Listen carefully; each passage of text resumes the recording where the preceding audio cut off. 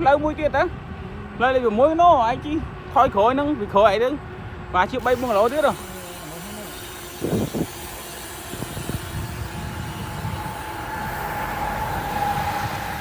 âm bal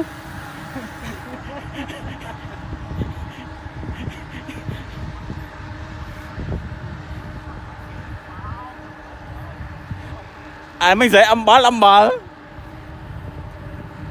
này anh biết âm bal thế mà thang này chỉ căng á mình chỉ căng một hướng khái mới nè